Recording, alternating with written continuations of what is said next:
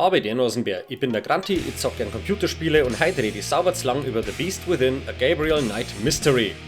Okay, Gabriel Knight 2 war nimmer frei, ha? Das Beste ist das italienische Cover da. Ich weiß nicht, wer die Packung designt hat, aber ich darf ihm gern die Nasen haben mit dem Mähdrescher ausrupfen. Da kann ich zum Beispiel noch was vom eigentlichen Beutel sehen. Hätten wir da nicht noch was drüber, Papa Kinder? GOG macht's zum Glück richtig schön einfach. GOG ist übrigens eine super Plattform, wenn man hauptsächlich auf alte Spiele steht. Drum auch GOG, kurz für Good Old Games. Good Old Games sorgt dafür, dass ein Haufen Zeug auch auf moderne Systeme läuft und tut damit viel für die Erhaltung von Klassiker und im Endeffekt von der ganzen Videospielgeschichte an sich. Vor allem, weil es DRM-freie Versionen von Spielen veröffentlichen und das heißt, dir kehrt das Spiel. Du hast und besitzt die Dateien, im Gegensatz zum Beispiel zu Steam, wo du bloß gnädigerweise auf Dateien zugreifen darfst, bis irgendwann beschließt, dass du nimmer darfst. Außerdem hauen sie ab und zu Zeug umsonst aus, so richtig gutes Zeug, wie Beneath a Steel Sky zum Beispiel.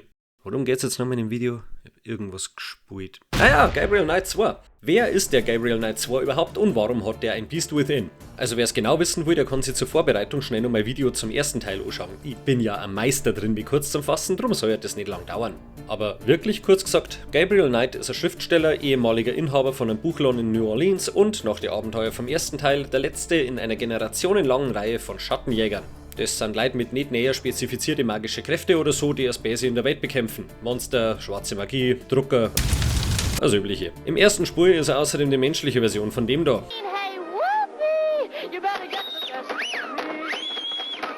Nachdem Sins of the Fathers zu Recht erfolgreich genug war, hat Jane Jensen einen zweiten Teil geschrieben und rat's einmal, wo der spielt. Richtig, in Bayern! Und Minga. Außerdem hat es nur ein paar kleine Veränderungen gegeben, die einem vielleicht nicht sofort auffallen.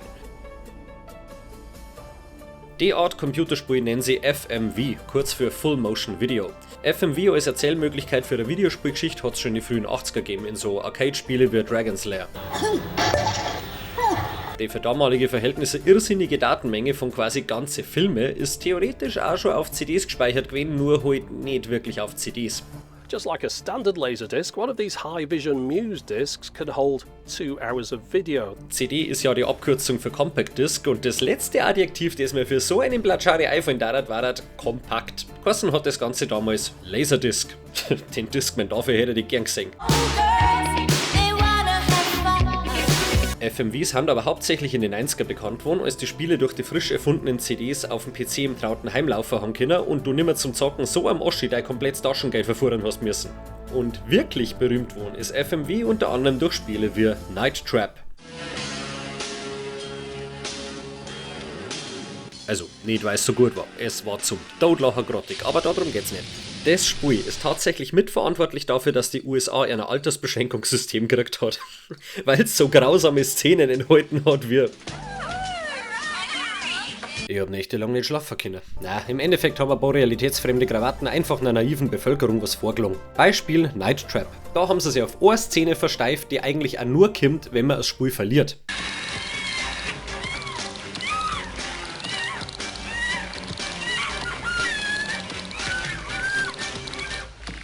Und dann hat sie die männliche Karen da nicht geschammt zu behaupten, das Ziel vom Spiel war es, Frauen zu entführen und umzubringen. About 2 months ago, I saw the video game Night Trap for the first time.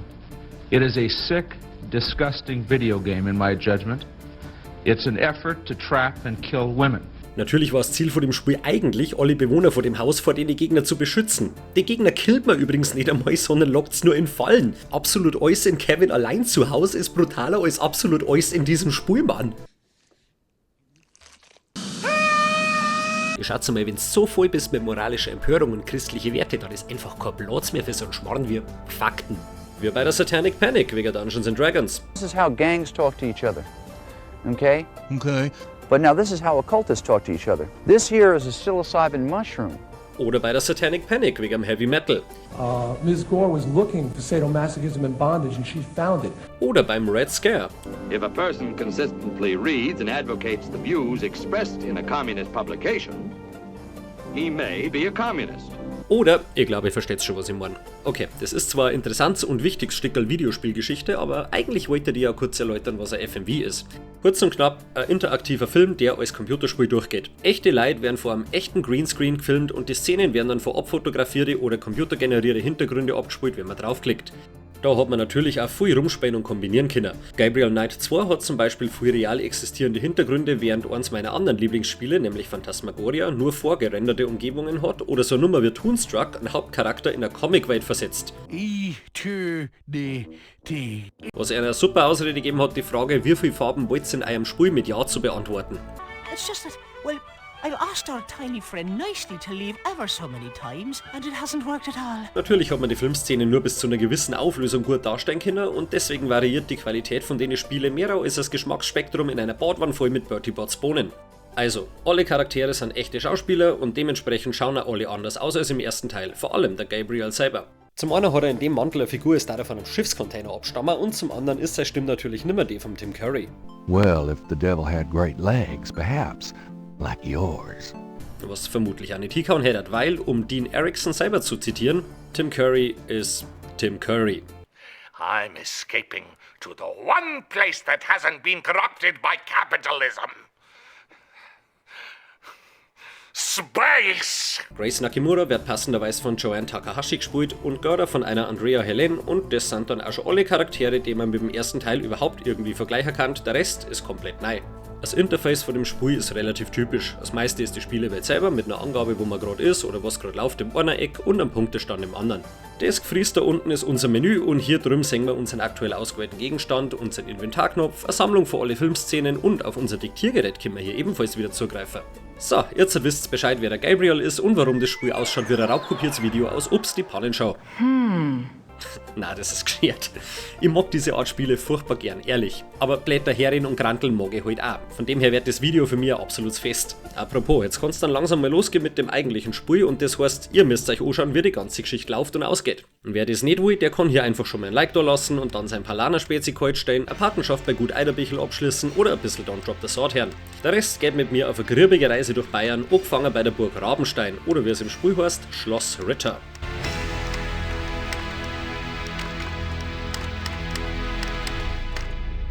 Nachdem er sich seiner Vergangenheit und damit seiner Zukunft bewusst worden ist, hat er erst einmal genau einen Satz kreislicher Klamotten und seine Schreibmaschine einpackt und ist auf den Familiensitz umgezogen. Da möchte er jetzt seinen nächsten Roman schreiben, aber das funktioniert scheinbar genauso gut wie bei mir und meine Videoskripte. Ich meine, das ist 1:1 meine Reaktion, wenn ich feststelle, dass ich mir jetzt halt entweder einen Witz verdruck oder von irgendjemandem angezeigt wird. Herr Knight, there are some people here to see you. Die wandelnden Rahmen, da kennen wir schon aus dem ersten Teil, das ist die Gerda. Und die gute Frau hat sich ganz im Sinne des Feminismus der 90er entwickelt. Nämlich von einer Kartoffelschälerin und Putzfrau, die für einen Mo arbeitet, zu einer Haushälterin und Sekretärin, die für einen Mo arbeitet. Please just come. That's what she said! And don't forget your talisman. Damn thing's heavy. Also wenn es auf die Nacht an der Tür klopft, gibt es eigentlich nur eine richtige Reaktion. Release the hounds. Das ist perfekt. Ich werd hier gar nicht braucht. Was soll ich in dem Beutel noch verbessern, bitte? Alter, das ist das Letzte, was du siehst, bevor du vom Schützenverein gebierbordet wirst, weil du der Cola-Weizen steht hast statt am Nägel. Guten Abend, Herr Knight. I'm Werner Huber. This is my cousin, Sir Huber Sepp. Und da ist er, Sir Huber Sepp. Also wenn jemals irgendwer den Namen verdient hat, dann der. Mehr kannst du nicht nach Huber Sepp ausschauen. We have come for the Schattenjäger. I see. What makes you think you need a Schattenjäger? It is because of Sepp here. 2 nights ago, his wife goes to the window of the house to call in their daughter Tony. Die Eingeborenen hier brauchen also die Hilfe von einem Schattenjäger, weil es bei den Hubers eine Tragödie gegeben hat. She sees Tony some meters away, playing at the grass. Warte mal, haben die gerade ernsthaft Blärmepflücker als Spulen bezeichnet?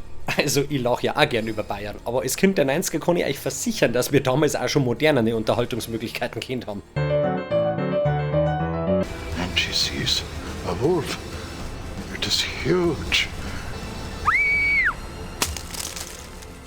Tony! Langsam. They say she died quickly.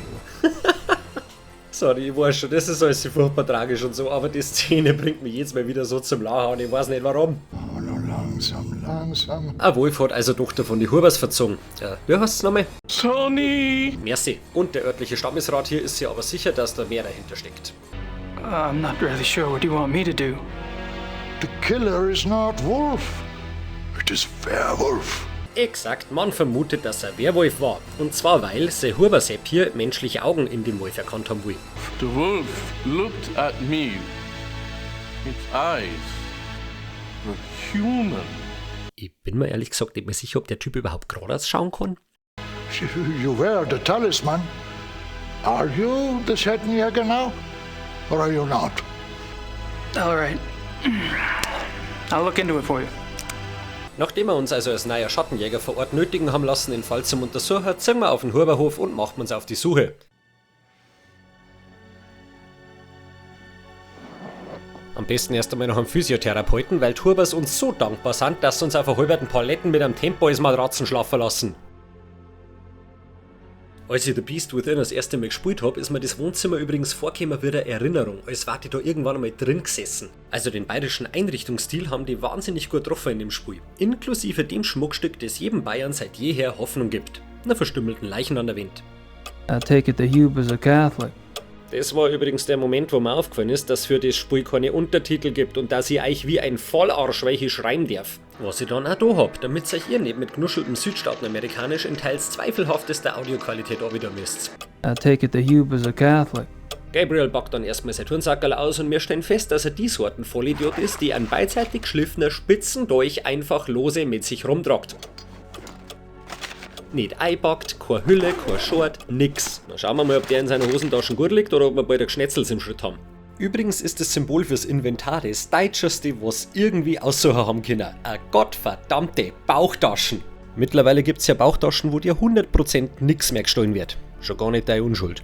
Wenn der Mauscursor jetzt auch noch Klapperl mit Zuckern warten, das war Perfektion. Na, schauen wir mal, was unser Wimmerl aktuell so hergibt. Das erste Highlight ist schon mal die Adresse von unserem neuen Zuhause. Schloss Ritter im Ritterweg in Rittersberg, da wo die Ritters wohnen. Hat dieser 7-Jähriger geschrieben. Der Brief selber ist übrigens ein minimaler Vorgeschmack auf die witzigen deutschen Namen, die uns in dem Spiel erwarten. Drinnen steht allerdings nur, dass uns Schloss Ritter jetzt rechtlich gehört, alles abzahlt ist und dass wir Party machen dürfen, wie wir wollen in dem Schuppen. Und der Brief ist herrlicherweise unterzeichnet mit Ihr Diener. Mein Jung, das spielt in den 1990er, nicht die 1590er. Wer übrigens nicht mit umgezogen ist, ist Gabriels gutes Gewissen und libidinöse Handbrems. Ja, das Wort gibt's wirklich, ich hab nachgeschaut. Grace hockt nämlich immer noch in seinem New Orleanser Hugendubel, der seit seinem Roman über die Voodoo-Morde aus dem ersten Teil aber richtig gut läuft. Gabriel, I've just notified the Catholic Church about a miracle. Things have actually been picking up around the shop. Na, dazu kommen wir später noch. Das ist unsere Visitenkarten, das da ist das Manuskript von unserem angefangenen Roman. Eigentlich nur ein Monument der Schande, weil nix vorgeht. Der Ritter-Talisman zwingt mir leider schon wieder einen Flavor-Flav-Vergleich zum Bringer und da haben wir das Diktiergerät aus dem ersten Teil. Und zu guter Letzt besitzt der Gabriel einen Geldbeutel, der ausschaut, als hätten ein 40-Jähriger zur Einschulung gekriegt. Bevor wir jetzt die gemütliche Stumm verlassen, lest man noch schnell Zeitung. Am Anfang habe ich nur ein bisschen grinst wegen die deutschen Sätze, weil es mir manchmal ein wenig komisch oder unnatürlich vorgekommen sind. Wie zum Beispiel, die Wölfe scheinen sich noch nicht in einem Dauerlager niedergelassen zu haben. Also das Wort Dauerlager gibt's schon, aber es bezieht sich halt auf die Lagerung von Gütern. Ich meine, das darf schon irgendwie funktionieren. Na, die deutschen Texte sind eigentlich alle wirklich gut übersetzt, da gibt's kaum etwas, was auffällt. Und ob's jetzt Absicht war oder nicht, aber die haben sogar den Jargon von unserem hochwertigsten Presseorgan richtig gut hingekriegt. Das Blöde ist bloß, der Gabriel ist jetzt zwar seit 1,5 Jahren oder so in seinem Dörfall, aber hat nicht einmal nur Deutsch drauf, um eine Zeitung lesen zum Kinder. I can't read much of it. Und deswegen muss sogar der letzte Bauer nur Englisch mit ihm reden und das klingt dann ungefähr so. This is my cousin, Sir Huber Sepp. Quite curious for someone with a supposedly high Germanic background. Why the Baron puts up with him, I will never know. War immer noch besser als der Oettinger. On the one hand, the crisis revealed that there is a need for more governmental regulation. Halt mal wie ein Sanker, ich glaub, der hat einen Schlaganfall. Wo die Gaudi dann richtig anfängt, ist, wenn die ganzen Nicht-Muttersprachler auf einmal Deutsch reden müssen. But they give the name of the zoo. It's in Thalkirchen.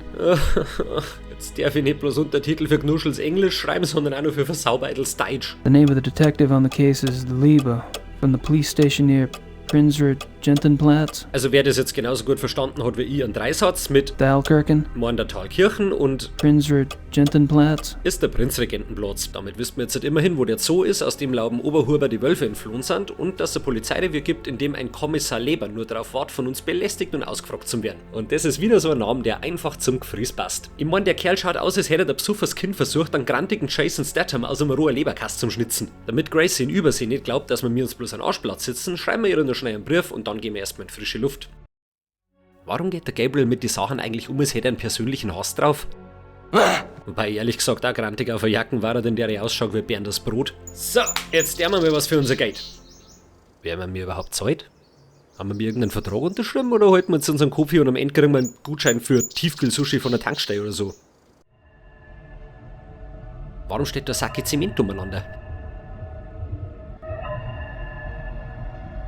Wo bin ich überhaupt? Bei dem umgefallenen Baum gibt's einen Pfotenabdruck, der massiv und deswegen gut zum Singen ist, was in so einem Spiel nicht selbstverständlich ist. Deswegen gleich mal einen Daumen hoch dafür.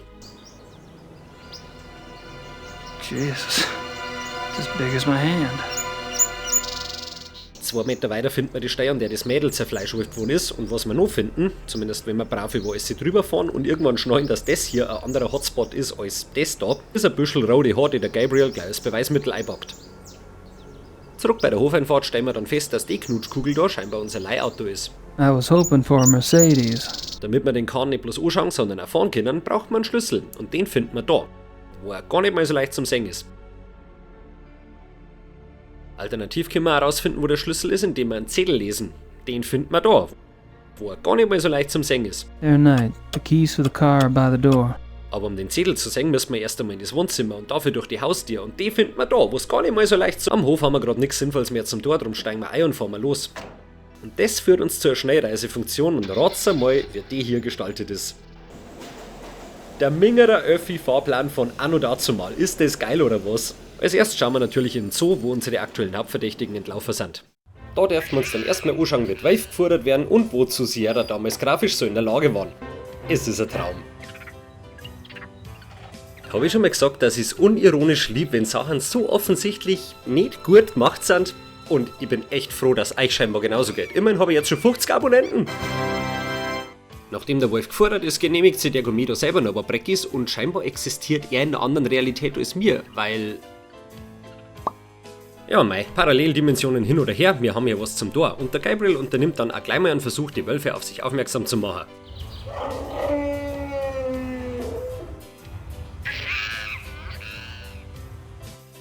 Hey, Wolf. Come on, boy. Hey, Wolfie, come on. Come on, Wolfie, Wolfie. Come on, come on. Get the heck over here, will ya? Der Dean Erickson, der Schauspieler von Gabriel, hat in einem Interview mal gemeint, die Drehtage waren alle super gewesen und so, aber er hätte sich im Nachgang mehrere Angebote für größere Rollen gewünscht, nur die hatten ja gekommen. Fast so, als hätten er nirgends als Schauspieler ernst genommen. Nur so eine Sache, die mir gerade eingefallen ist, kein bestimmter Grund oder so. Come on, Wolfie, Wolfie. Come on, come on. Als wir uns hier weiter umschauen, stellen wir fest, dass wir nicht einfach so ins Wolfsgehege rein können. Bin da einfach immer über den Zaun, ich meine, für was zahlen mit der Eintritt? Sobald wir aber festgestellt haben, dass wir allein nicht rein können, taucht der Typ von vorher wieder auf und wir können anlabern. Mind if I ask you some questions? Yeah, okay. Have you worked here long? Thomas. Is there any chance you could take me inside the kennel? No way. No one will enter the kennel without authorization. Das ist der Thomas und der sagt uns gleich mal etwas, das wir gar nicht gern hören. Keiner kommt ohne Erlaubnis ins Wolfsgehege. Aber wenigstens erfahren wir etwas über die 2 verschwundenen Wölfe, die übrigens Parzival und Hilda heißen. What did the 2 missing wolves look like anyway? Hilda was pretty. She had much white on her chest. And Parzival, he was bigger, dark grey. Both were grey. And most of the wolves here are. Zum einen, dass keiner von denen 2 rotes Fell gehabt hat. Und zum anderen ist sich zumindest der Thomas sicher, dass die 2 nicht schuld an der Mordserie sind. Do you ever think those 2 wolves could do something like this? I don't believe it is possible. Der Gabriel mit seinen Luchsaugen bemerkt außerdem, dass der Thomas ein Lachi-Rachi mit sich rumtragt. So you carry a walkie-talkie? The zoo is big. Who normally gives you your instructions over that thing? For something really important, Dr. Klingman himself will call me. Und so erfahren wir, dass jemand namens Dr. Klingman sie persönlich bei ihm rindert, wenn es wichtig wird. So I should speak to him about seeing the wolves up close. Der Klingman ist der Chef von der Säugetierabteilung und dementsprechend der Nächste, der sich unser Gelaber anhören muss. Where could I find him? In the administration area. Kommen Sie. Kann ich Ihnen helfen? I'm afraid my German isn't very good. Dem erzählen wir jetzt die Story von der toten Sau und sagen, dass wir für ein neues Bier über Wölfe recherchieren, was uns einen Grund gibt, unser Diktiergerät mitlaufen zu lassen. Ein wichtiges Detail für später. So, you're in charge of the zoo's mammal divisions? Yes. What kind of training do you need for that, Doc? I realize you Americans hate titles, but people refer to me as Herr Dr. Klingmann here. Ja, ist ja gut, du Saubereis. Der Herr Dr. Klingmann ist also nicht nur professionell, sondern scheinbar auch privat ein auffallend großer Fan von Wölfe. Ich hoffe, das ist keiner von denen, die ein Viech sehen und sie denken, weißt du was der Fate? Titten und ein fetter Schwanz. So schlimm ist dann doch nicht. I study wolf society. There is a purity to nature which human society lacks. Meaning? Laut ihm sind Wölfe besser als Menschen, weil sie a. nicht über ihren Zweck nachdenken und einfach ihnen der Natur folgen. Does a female wolf run off and leave her offspring to the male because she wants to mate with another wolf? Na, der Bab geht mit der Scheidung ganz gut um. Und b. weil sie die Sprache des Todes sprechen. Bonjour. Have you ever heard of the language of death? Researchers now believe that there's a kind of primal language going on. I am death, the wolf says. Are you ready to go? What if their prey doesn't know the language of death?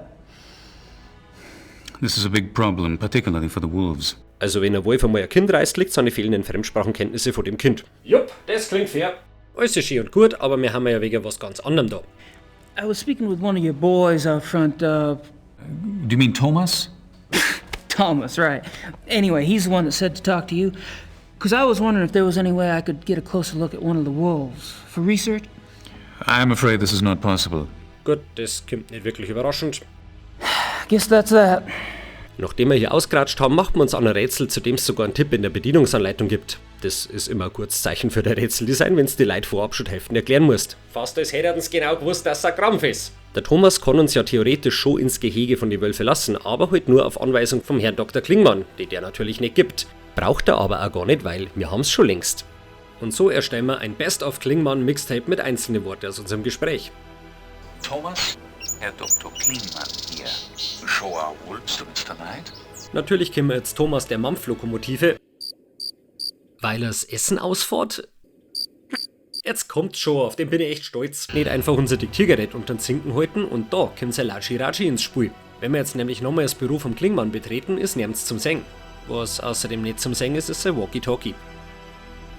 A walkie-talkie. Aber wenn wir es dann trotzdem gefunden haben, wählen wir unseren Klingmann-Remix und los geht's. Thomas? Thomas? Ja, Thomas hier.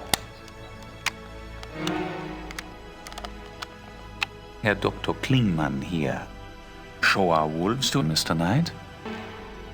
Ja, okay, Herr Doktor. Also grundsätzlich finde ich das Rätsel schon irgendwie realistisch und auch irgendwie intelligent, aber halt mehr auf so eine realitätsfremde und dumme Art, wie man es nur in einem Point-and-Click-Spiel finden kann.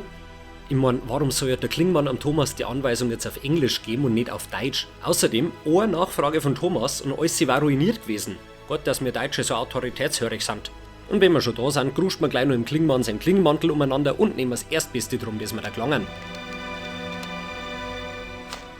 Wenn jetzt da ein zusammenbissener Kaugummi drin gewesen wäre, hätte ihn vermutlich auch eingesteckt. Oh, hello, Mr. Knight. I have orders to show you one of the wolves. Jetzt, wo der Thomas meint, wir warten Mords der VIP, also eine Wolfsinspektionsperson. Geschrieben hat das lustiger ausgeschaut. Horst's ab in den Käfig!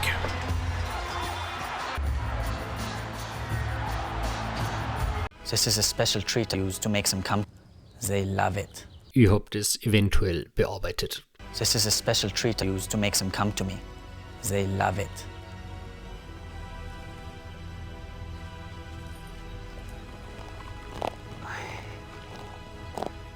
Good girl. Ach, how strange, she likes you. I have a way with women. Don't do that. Stop that at once.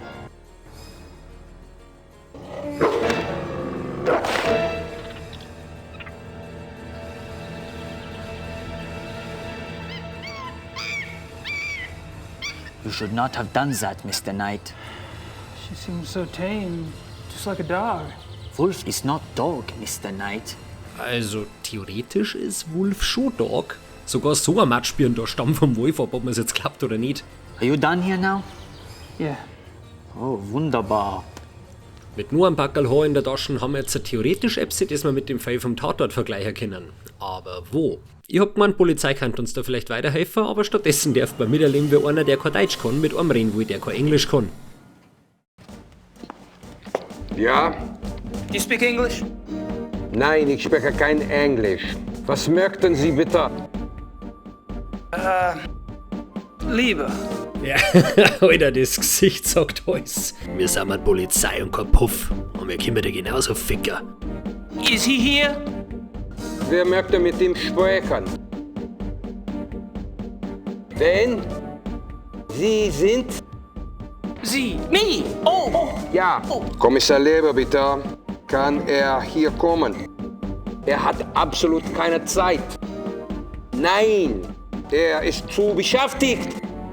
Ich wüsste einfach nicht, wie man einen alten bayerischen Polizisten schöner darstellen kann. 11 von 10. Auf Wiedersehen. Die Tür. Mehr keine. Und damit bleibt uns nur noch der Marienplatz. Was macht man jetzt also mitten in Minga, außer uns perfekt zu integrieren, weil wir kein Brecke bayerisch reden? Erst einmal schnauft man ein bisschen an Lokalkolorit. Zeit für Touri-Montagen. That must be the famous Munich Glockenspiel. Cuckoo clocks. Hackfleisch. Rathaus.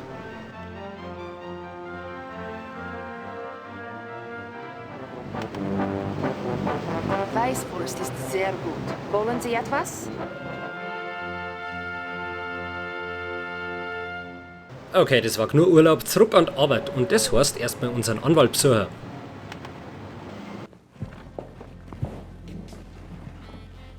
Mr. Knight, so good to finally meet you. Well, it's good to meet you. Hey, Ubergrau. Hell, you're just a pup. I'm sorry? Also Gabriel ist einfach mein Mo. Es gehört echt eine gewisse soziale Begabung dazu, dass man seinen Anwalt als Welpen bezeichnet, weil er so überraschend jung ist. So, you finally decided to visit Munich, yes? Yep, I'm here doing some research.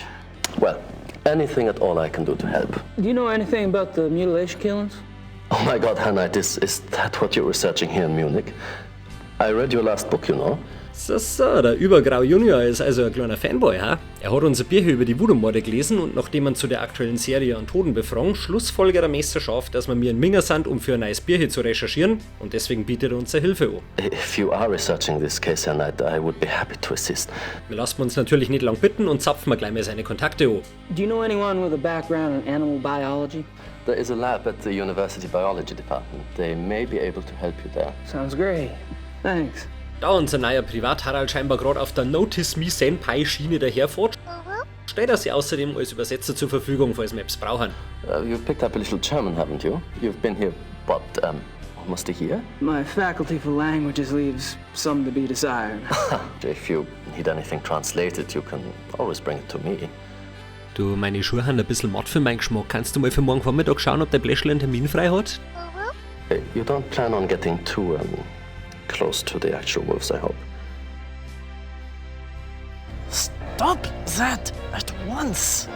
I'd rather not. So, jetzt geht's aber auf zur Uni, wo wir unsere Haarbüschel analysieren lassen können. Hi, is there someone here that speaks English? Der Kollege da ist der Michi und den können wir über alles, was an einem Wolf so dran hängt, ausfragen. Could you analyze this hair? It's definitely not human. Can you identify the species? Let me see. It's not canine. These don't match any of the species in the book either. So what is it? It could be, how do you say, mix up? You mean a hybrid? Oh, that when the wolf and the dog... Wer hat die durchs Studium lassen? Du bist 2 Kinder in einem Kittel! Yeah, could be a hybrid, maybe. Wolf, dog. Lass mich das einmal kurz zusammenfassen, Michi. Du hast hier ein Haar von Epsi, das in deinem Biologiebücher nicht einmal aufgeführt ist und statt neugierig zum sein und nachzuforschen, was das für eine biologische Anomalie sein kann, da sitzt du da und denkst drüber nach, wie der Wolf mit einem Hund... Der Michi geht also davon aus, dass das erste Büschel Haar von einem Hybriden ist. Beim zweiten Büschel ist es ja aber komplett sicher, dass er ein ganz normaler Wolf ist. This is not the same as the other hair. Canis lupus lupus, European Wolf. Da wird er selber drauf kommen. Jetzt wissen wir zwar mehr als vorher, aber nicht, was wir damit anfangen sollen. Also spielen wir nochmal ein bisschen Tourist und latschen planlos über den Marienplatz. In der nächsten Straße sehen wir, also wenn wir vorsichtig nur mit dem Mauszeiger umeinander wackeln, eine Postfiliale und im Idealfall fällt uns hier ein, dass wir ja noch einen Brief für Gracie dabei haben. Ich finde es ein wenig komisch, dass man nicht einfach reingehen kann, sondern den Brief mit der Eingangstür benutzen muss, aber wahrscheinlich haben sie einfach keine Postfiliale gefunden, in der tatsächlich wer arbeitet. Better mail that letter to Gracie. Damit ist der Marienplatz aktuell eine Gmade Wiesen und wir dürfen uns überlegen, wie wir jetzt weitermachen. Ich meine, ich rede mir jetzt halt leicht, weil ich das Spiel schon zweimal durchgespielt habe, aber ich denke, man kann dann auf den nächsten Schritt auch so kommen. Wir haben jetzt einen studierten Tierexperten an der Hand, einen waschechten, seriösen Wissenschaftler. Und wir haben auch noch eine wortwörtliche Spur, die wir aber nicht wirklich transportieren können, um es anschauen zu lassen. That paw print is as big as my hand. Und in der Nähe von diesem Drum gibt es eigentlich nur noch eine andere Sache, die uns aufgefallen ist. Ich möchte euch übrigens nicht vorenthalten, aus welchem Liedl ich den Ausschnitt mit dem Sackel Zement gerade habe, weil alles da drum macht mich so glücklich.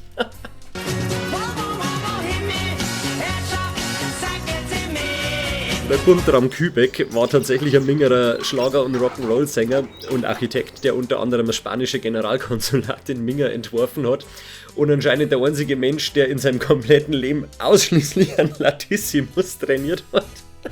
Das wird der Soundtrack meines Frühlings, das kann ich euch schon sagen. Okay, jetzt müssen wir leider wieder zurück zum Spiel. Wir können also gerade beobachten, wie der Gabriel einen flüssigen Zement hernimmt, um einen Abdruck von dem Ding zu foteln, zum Gießen. Genau. Sorry, der Kübeck hat mich geschossen. Auf jeden Fall haben wir jetzt dann einen Abdruck von der Wolfspfoten im Gepäck und damit fetzt man natürlich gleich noch mit zurück zu unserem Michi. Could you look at a paw print for me? Sure, okay. Der erklärt uns, dass das Viech laut dem Abdruck zwar ziemlich sicher ein Wolf ist, aber vermutlich fast doppelt so schwer wie ein normaler Wolf maximal wert. It's very big for a wolf. Very big. Das ist dann noch mehr ein Indiz für die Hybridtheorie. Oh mein Gott, unterm Tippen habe ich's gemerkt! Er schreibt uns nur einen Bericht zu dem, was er hier rausgefunden hat und damit stehen wir wieder auf der Straße. Jetzt haben wir ja noch einen Gegenstand, den ich bisher sträflich vernachlässigt habe, nämlich den Zettel, den wir grundlos, wie ich erwähnen möchte, am Klingmann aus dem Mantel geklaut haben. Wir können zwar lesen, dass das ein Jagdschein sein soll, beziehungsweise eine Rechnung für einen, aber der Gabriel leider nicht. It looks like a receipt. There's some carbon on the back, but I can't make out what it says. Glücklicherweise hat er ja seinen persönlichen Sackfaltenbügler, den er mit sowas belästigen kann. Oder jetzt mal, wenn man da reingingen, kannst du meinen, das ist der Anfang von so einem billigen 90er-Pornofilm. Hallo, Herr Knight. Ich wollte unsere Geodreiecke gerade mal wieder auf 20 cm eichen. Hätten Sie vielleicht kurz Zeit für mich? Unsere Jagdscheinrechnung ist allerdings das einzige, das hier irgendwem ins Gesicht gedruckt wird. What is a Jagdschein? Jagdschein. It is a permit for killing animals, you know, a sport. You mean hunting? It's a hunting license? Yes, hunting license. Ich habe jetzt übrigens mal eine knappe Dreiviertelstunde rausgeschnitten, in der ich versucht habe, einen Bleistift zu finden. Und warum? Weil die lebende Ledercouch da mir verzeiht hat, dass auf der Rückseite von der Scheißrechnung was eingekratzt ist. There's some carbon on the back. Ich weiß nicht, ob das mein Fehler ist, aber carved heißt für mich, dass es durch irgendeine Art Vertiefung zustande gekommen ist. Ob jetzt graviert oder neigratzt oder sonst was. Und deswegen habe ich gemeint, man muss mit dem Dreckspapier sowas da machen. Aber na, ein Scheiß ist da was eingeritzt. Da steht einfach Epsi auf Spiegel verkehrt und der einzige Spiegel im Spiel befindet sich anscheinend im Huber-Haushalt. Die Konaglitsch A. Rich Hafjadlodge, 54 Dienerstraße. Naja, der Blödsinn bringt uns auf jeden Fall eine neue Adresse beim Marienplatz ein, wo wir uns gleich mal einen neuen Freund machen. This is the Konaglitsch Bay Ridge Hofstad Lodge, isn't it? Yes, it is. So, what do y'all do here exactly? If you do not know, you are definitely in the wrong place. Good day. Der Schambolzen setzt uns zwar Postwenden auf die Straße, aber jetzt sind wir natürlich extra neugierig. Also macht man es wie jeder verwöhnte Bengel, der nicht kriegt, was er will, und lauft mal zu unserem Anwalt. Have you ever heard of the Konaglitsch Bay Ridge Hofstad Lodge? Königlich Bayerische Hofjagdloge und die Royal Bavarian Hunting Lodge, more or less. A hunting lodge, huh? Neiklagen können wir uns zwar nicht, aber angeblich soll ja unser guter Name als Ritter ausreichen, um der Königlich Bayerischen Jagdloge beitreten zu können. Und unser guter Name wird hier auch durchaus respektiert. My grandfather was one of the Ritters of Rittersburg. Ritter, I've heard of the name. Bloß mir halt nicht. Can you prove you're a direct descendant? You're not gonna just take my word for it? No. Frau Hogel, können Sie mir bitte eine Kopie von dem Familienstammbaum der Ritters für Herrn Knight machen? Thanks. Bitte schön, Herr Knight.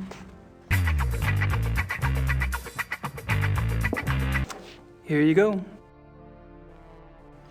I'm sorry if I have been rude. Nachdem wir ihm quasi unseren ARIA-Ausweis gezeigt haben, gibt sich der Pinguin zwar deutlich höflicher, ihr zwar klar ist, dass wir kein potenzieller Geringverdiener sind, aber nein, dürfen wir aber noch nicht. When do we get started? Having the proper papers is only the beginning. You must still be invited to join by a current member. Wait a minute. I don't appreciate being strung along like some poor relation. Might I interrupt? I couldn't help but overhear. Merkt euch das Gefries, das ist der Baron von Glauer und der scheint uns halbwegs zu mengen, deswegen stellt er uns gleich mal den versammelten alten Mannerstammtisch vor. But Baron... I'm formally inviting him. Come. Herr Knight, this is Baron von Zell. Herr Dr. Klingman. We've met. I'll be darned. Small world, hey, Doc? The distinguished gentleman at the bar is Herr von Eigner. A pleasure, Herr Knight. Next to him, Herr Hannemann. Guten Abend. Don't forget about me. And this is our Herr Price. I'm by far the best of the group. Pour Herr Knight some beer, Hannemann. Die Drinks Beer too, wunderbar. Wie bei so einer Runden zu erwarten, wird uns erst einmal ein Weizensmoothie hingestellt, bloß zum Trinken kämen wir nicht wirklich. Tut mir leid, Sie zu unterbrechen, Herr Baron. Aber ich muss leider gehen. Der rabiate Rollgrang Rudido haut sichtlich angefressen ab, der Klingmann verabschiedet sich minimal höflicher und kurz drauf geht der Preis auch noch. Nicht ohne uns scheinbar ein bisschen anzuflirten. I have an appointment in a few minutes. Herr Knight, I am intrigued. Letzten Endes sagt der Gabriel auch Servus und versichert, dass er morgen noch mal vorbeischaut. You've been very kind. I'm kind of tuckered out myself, actually. Perhaps I could come by tomorrow. Oh, please do. Und apropos Flirten, vom Baron kriegen wir noch seine Privatadresse. Zwinker, Zwonker. Take my card. It has my home address. If you care to chat, come by. Wir fahren mal heim, die drei stellen sich in eine LED-Massen ein und damit ist der erste Tag als Gabriel rum. Am zweiten Tag verbringen wir allerdings mit wem anders. Hier darf man nämlich Gracie 2.0 kennenlernen, was ungefähr 2.0 Minuten lang Spaß macht. I have to go, Mom. I have to go. I just love Blake Backlash, don't you? It just about took my breath away when he seduced that female sidekick of his. What is her name? Fujitsu. That's right. Die Guri hat nix von ihrem schnippischen Charakter aus dem ersten Teil einbüßt, wie man schnell merkt. Is it true that the author owns this bookstore? That's what they tell me. Is there a good time when I might stop by? You know, if I wanted to get a look at him? I wouldn't if I were you. He's awfully shy. It's his face. There was an accident. Oh. Aber anscheinend hat sie jetzt außerdem nur sauber eine Schaufe Eifersucht draufgekriegt und das macht's leider zu einer richtig unsympathischen Mistbritschen. Gracie, something's come up. I'm on a new case. Too bad you're not here to help, but Gerda can handle any research I need. I have a feeling this is important. Gerda. I don't think so.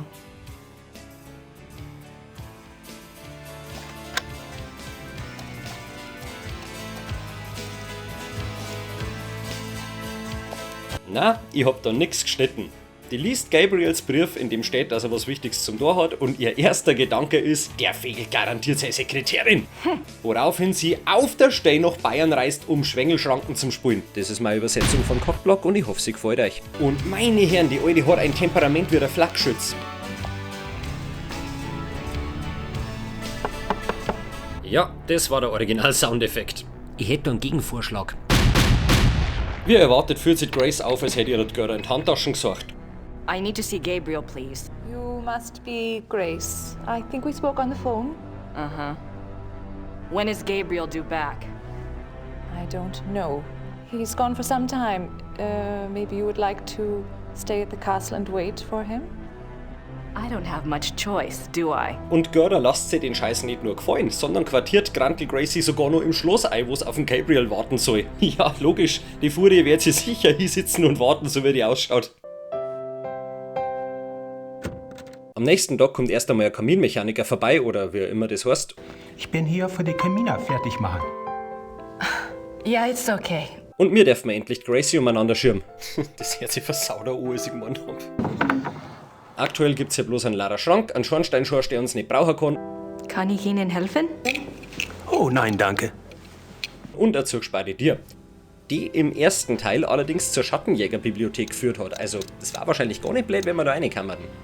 So wie die schaut, wird so ein Schlüssel vermutlich einfach aus der Gerda rausschreien oder so. Gerda? Yes? So, how do you like working with Gabriel? It is fine. Uh-huh. Do you get along with him okay? He is the Ritter heir. Well, normally I do research for him. It's more or less my field, and if there's anything he needs to get done, I'd be happy to take care of it. He did ask me to check some things for him, but I couldn't let someone else do the work. I understand, really. But if Gabriel knew that I was already here, see, that I was around, he'd want me to do it. Alter, das schaust du 10 Sekunden lang an und dann weißt du, wie sich Scheidungsanwälte fühlen. Ernsthaft, wenn irgendwas in deren Blickkontaktlinie kammert, das darf freiweg verrecken. What was it Gabriel asked you to research? He asked me to check the Schattenjäger library for any record of any other cases like this one. Gabriel hat also Gerda mit Nachforschungen zu ähnlichen Fällen beauftragt und Gerda macht klar, dass Gracie da nichts mitzureden hat. Well, that shouldn't be too tough. For you, I mean. So, what was this new case about again? Eine wichtige Sache erfahrt allerdings, nämlich wer an Gabriel überhaupt beauftragt hat. It is not my business to talk or not to talk about it. Gabriel took the case for someone else. Really? Who? Werner Huber. He runs the Gasthof in town. Und dann gibt's ja noch das Thema der zugesperrten Tier zur Bibliothek und ja, das läuft wie erwartet. Can I get the key? No. Wundert's euch nicht auch, dass man nicht hört, wie Gracies Zähne knirschen? Wenn die so weitermacht, dann hat's ihre dritten, bevor das Abenteuer rum ist und außerdem so eine Kiefermuskulatur. Grace ist nach dem Gespräch jedenfalls opisst, da ist ein Hydrant an einer Hundemeile und deswegen gehen wir jetzt erst einmal mit ihr in frische Luft und suchen im Ort nach dem Oberhuber. Der Ort, der hier als Rittersberg durchgeht, ist übrigens das wunderschöne Rotenburg ob der Tauber. Also falls mal wer von euch eine Ferienwohnung spendieren will, dann bitte da. Fun Fact am Rande, das ist angeblich nicht das erste Mal, dass Rotenburg ob dem Täubchen, zumindest grafisch, Pate für ein Point-and-Click-Spiel steht. Und das erste Mal ist sogar noch um einiges bekannter. Kommt euch die Kurven da zufällig bekannt vor? Richtig! Also ob es jetzt wirklich die Inspiration für Melee Island war, ist nicht klar, aber zumindest hält sich das Gerücht hartnäckig und ich find's jetzt nicht ewig weit hergeholt. Gut, weiter geht's. Wir haben der Gerda also aus der Nase gezogen, dass dem Huber das örtliche Wirtshaus gehört, also starten wir dem erstmal im Besuch ab. I wonder who he is. Das, Gracie, ist der Schutzpatron aller Träumer, Romantiker und Realitätsverweigerer und je mehr er in Zeitung schaut, desto mehr wird es mein Vorbild. Der Werner ist zwar echt gemütlicher Hund, aber, sagen wir ehrlich, im richtigen Bayern war das ein Fuizgachsratschkattel. Sind Sie Werner Huber? Yes. You're the proprietor of this Gasthof? Yes. I think I mentioned that I was a friend of Gabriel Knight. Yes. You speak English very well.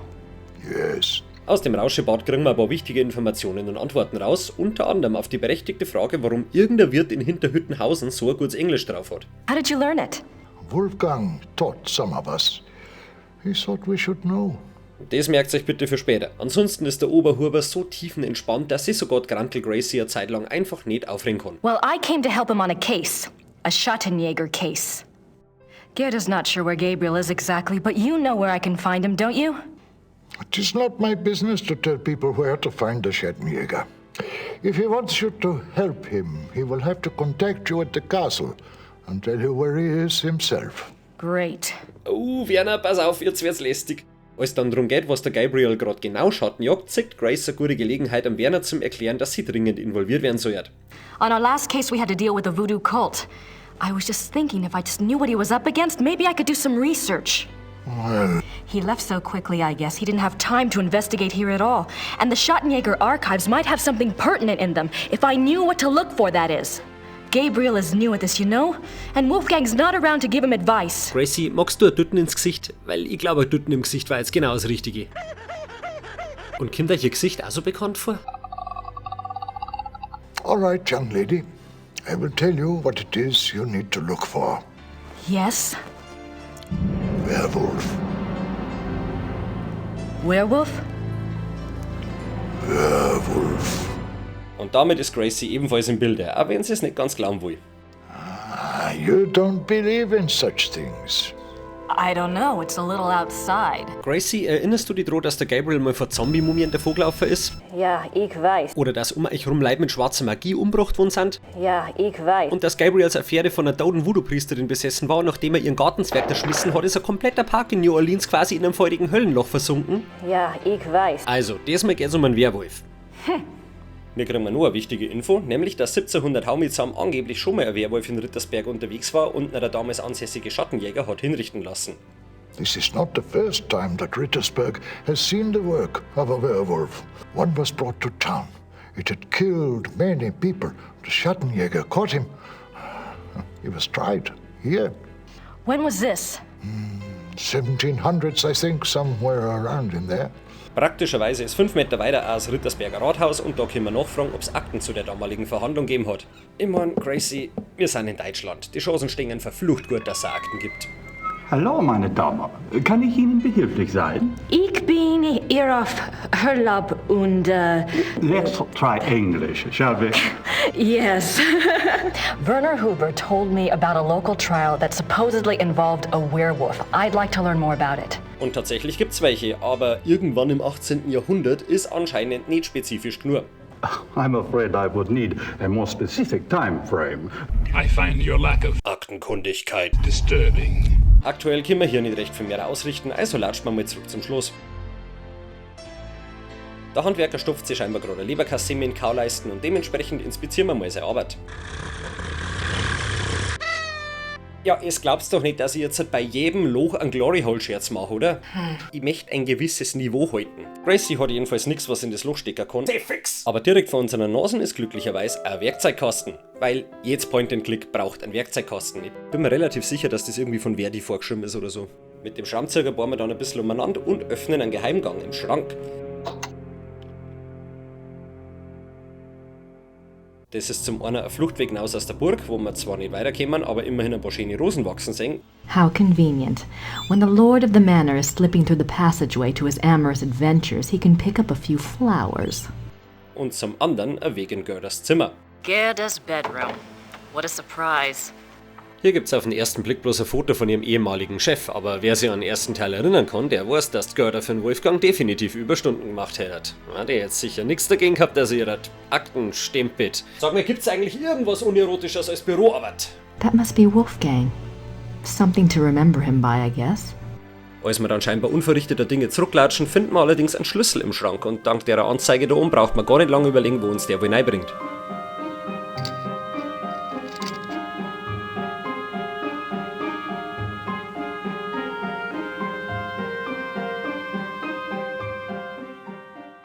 Books on the occult.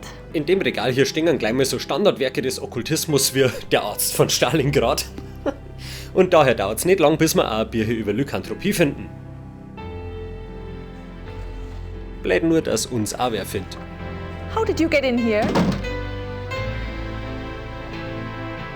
Oh, hi. Oh, I see. Ja, jetzt stehen wir da und haben keinen Büchereiausweis. Ich mein, das ist unangenehm, aber nichts, was man nicht in aller Ruhe I know what's been going on in this little Alpinian love nest, and really, I couldn't care less. If you want to screw around with your employer, that's none of my business. But what I won't put up with is assisting the Schattenjäger crap. I gave up school to work on this stuff because I thought it was important. I'm doing the research that Gabriel wanted, and so help me, I'm gonna be doing more than just research this time around. And I'm not gonna sit around and wait for him to call and give me permission. And if you don't like it, it's just too damn bad! Okay, fine. You do the damn research. Puh, gut, dass keiner überreagiert hat, ha? Jetzt mal kurz im Ernst, ich finde, das ist eine der besten Szenen im ganzen Spiel, weil es wirklich emotional ist. Gerdas verletzte Reaktion auf Gracies selbstgerechte Tirade ist so... Ich weiß auch nicht, aber vor allem wenn man weiß, dass Gracie mit ihren Anschuldigungen halt meilenweit daneben liegt, dann hat der Moment einfach so eine richtig nackerte Emotion, die mich einfach immer wieder trifft. Und ich weiß ehrlich gesagt nicht, wie ich von hier wieder gut überleiten soll, also...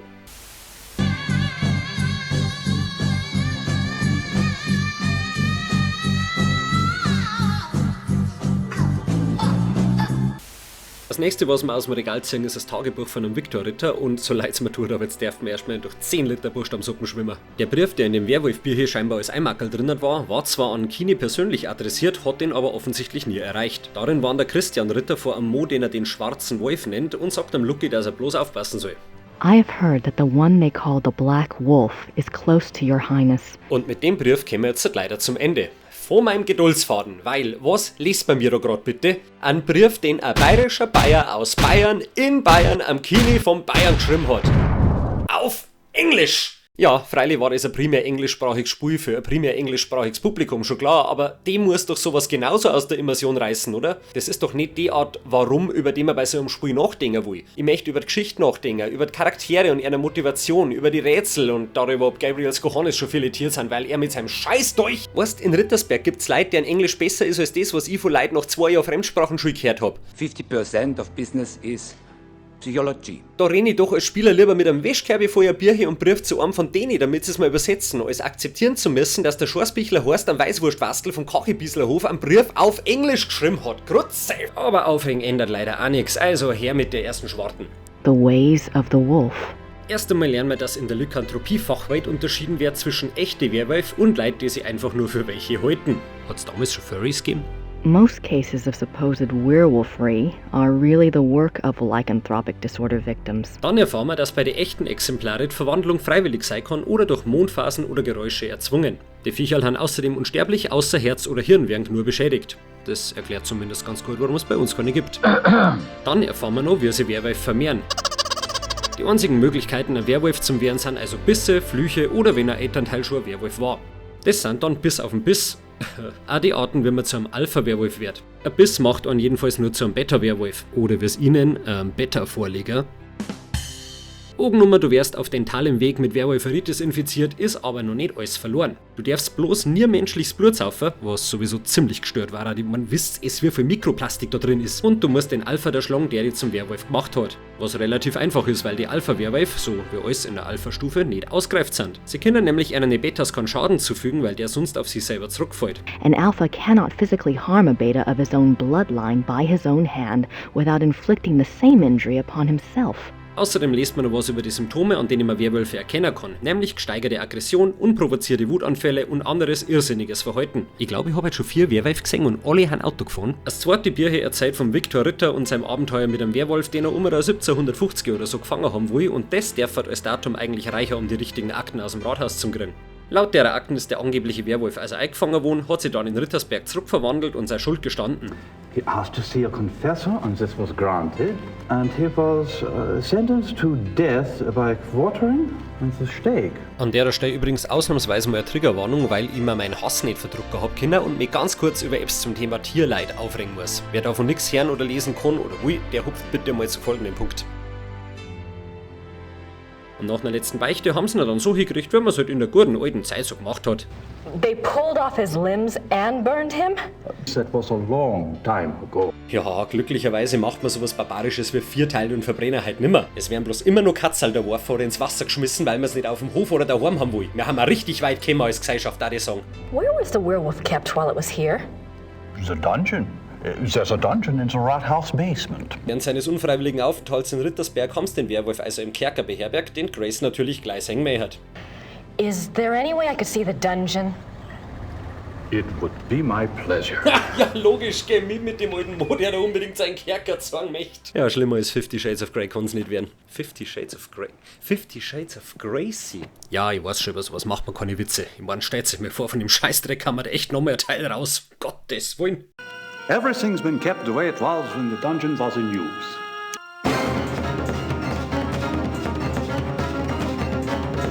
Nach der kurzen Vision dürfen wir ein- und ausgehen, wie wir wollen. Als wir das Fenster inspizieren, erinnert sich Gracie daran, dass der von Ralik ja noch mal beichten wollte, bevor sie ihn hinrichten, also wackelt man in der Kirche um und der mal, was wir am besten können. Neugierig sein. Hallo. Guten Tag. Haben Sie hat der Kirche Papiere von 1750? Wie bitte? Sprechen Sie Englisch? Nein, leider, ich spreche nicht Englisch. Okay, ohne eine Lingua Franca kämen wir hier nicht weit.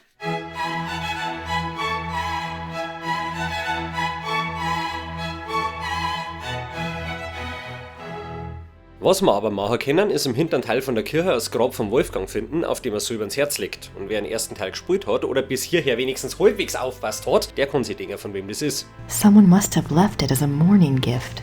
Wenn wir daraufhin nochmal mit diesem absoluten Goldstück hier reden, dann bietet er uns nicht nur einen Zettel für den Pfarrer zum Schreiben, damit wir eine Abschrift von der Beichten kriegen, sondern er darf uns sogar auch noch übersetzen.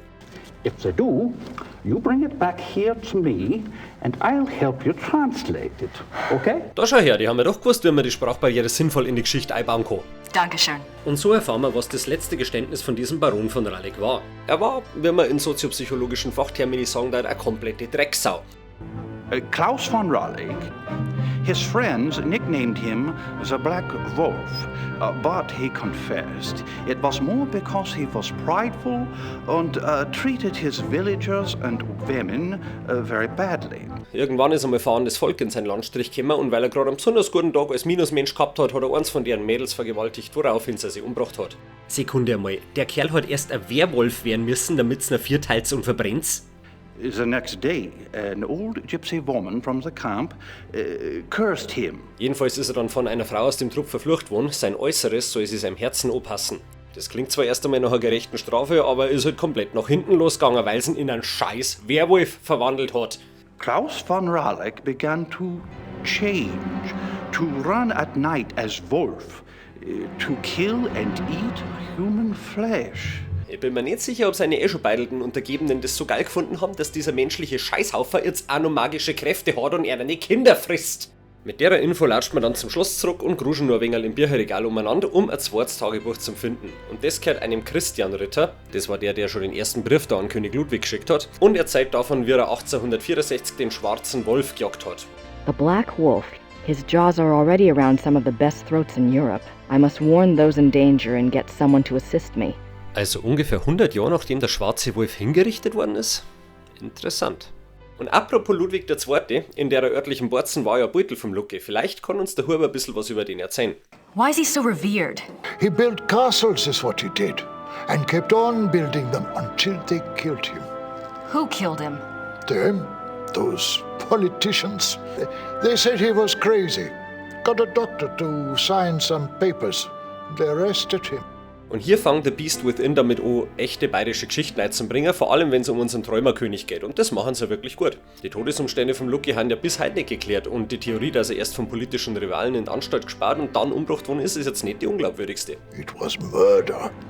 Man könnte jetzt zwar meinen, dass das für einen Tag schon genug Arbeit war, aber Gracie sieht das anders. Die macht's wieder durstige Zecken am FKK-Strand und überlegt, wem sie als nächstes auf den Sack gekommen. In dem Fall trifft sie einen Professor von ihrer Uni, der den Fehler gemacht hat, der Grace seine Visitenkarten mitzugeben. Sie schaut also erst einmal auf die Uhr, um sicherzustellen, dass sie in den USA jetzt seit Jahren mitten auf Nacht ist, und dann ruft sie ihn eiskalt an.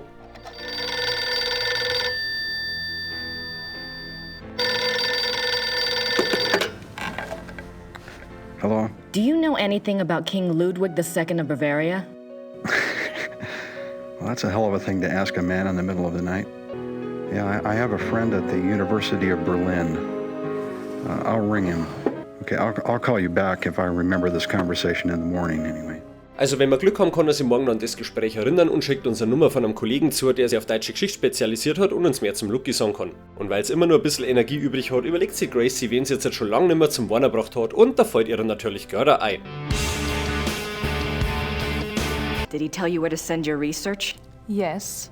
Harald Übergrau, Marienplatz 21, München. Thanks.